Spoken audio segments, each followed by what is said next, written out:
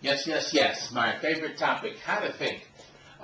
What if I told you that if you did the work, that you can consistently pull out $500 to $1,000 out of the market for the rest of your life?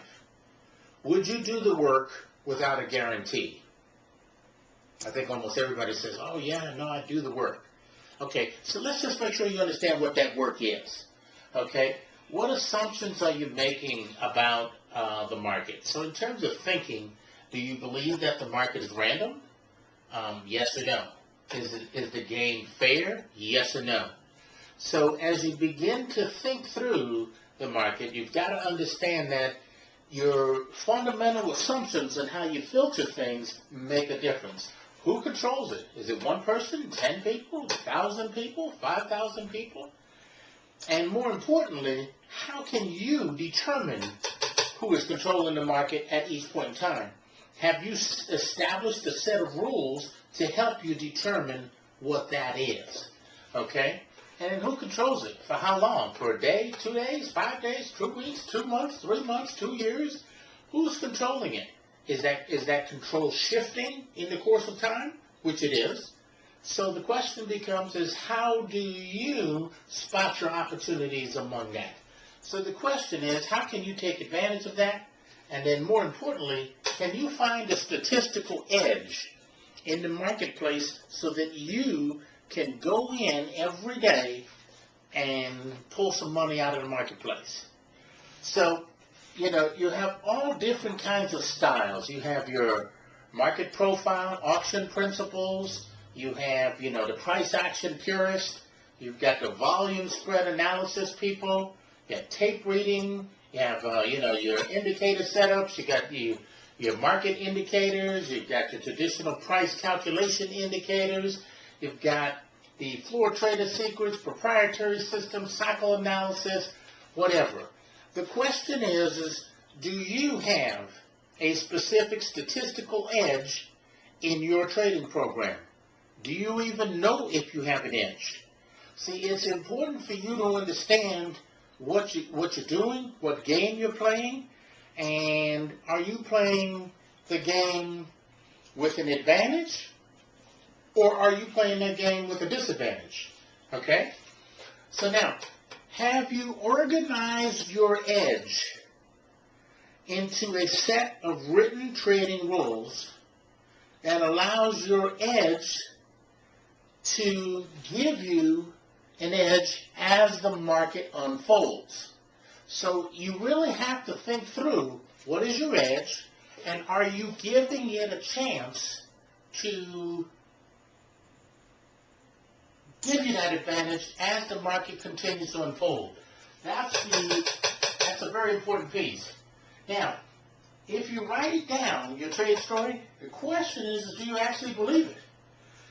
See, because a lot of people, they'll say, yes, I've got my trading story, I've got my trading plan, I saw it, and it did exactly what it was supposed to do, but I didn't take the trade, I didn't push the button.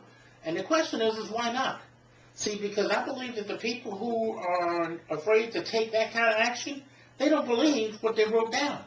So that means that in the process of writing it down, you probably didn't do your research in the back to back it up so that you felt comfortable going back, whether it's 2 weeks, 3 weeks, 4 weeks, 5 weeks, however many weeks you went back, whether it's 1 month, 2 months, 3 months, whatever the case is, you've still got to do your homework so that when you see your edge or have your edge, that you can feel comfortable about that edge and how it's showing up in your life. So you have to make sure that you're paying attention to that. Okay? Now once you have studied your materials, done your trading plan, written down your rules, the question is can you think when the market is jiggling? The market is going up and down, jiggling, and you're like, So the question becomes, can you think? And the more you study, the more you memorize, the more you do your homework, your preparation, so that things are coming off the top of your head, the better you will be able to think when you get in the heat of battle. So it's important to do your homework, to read your trading plan, to read your study plan, to know when the market does this, you do this. Market does this, this, and this, you do this. And that's how you begin that process of thinking while you are, in the moment, heat of the moment in trading. Okay? Now the question becomes is, do you have the patience to wait, the discipline to think and wait, and then the courage to act based on what you see when it shows up? Because that's the ultimate analysis of what you're trying to get accomplished in trading. You want to have patience to wait for what you're supposed to wait for. You want to have the discipline so that you can think and wait for what you're looking to see with the jiggles. Once you see what the jiggles are happening, then you just got to have the courage to act on what you believe and what you think. That's the key. That's the key. That's why you're thinking in trading. That's why you do your homework. You do all that preparation so that when you're in the heat of the battle, you can think, you have the confidence to remain patient and clear about what you're doing. So now, if you've done the work to answer these types of questions, then what trading really is, trading is simply a set of rules that you make up, and then you wait for those conditions before you take any trades.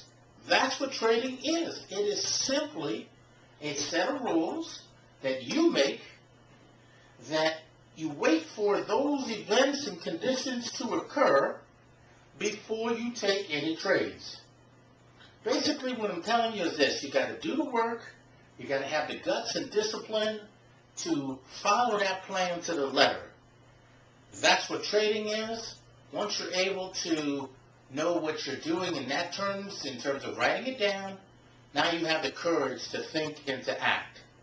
And then trading should be a process of simply following your rules, and you're trying to take as much of the emotion in the game as you can out. Thank you, and let's have a great day, great week in trading. Thank you.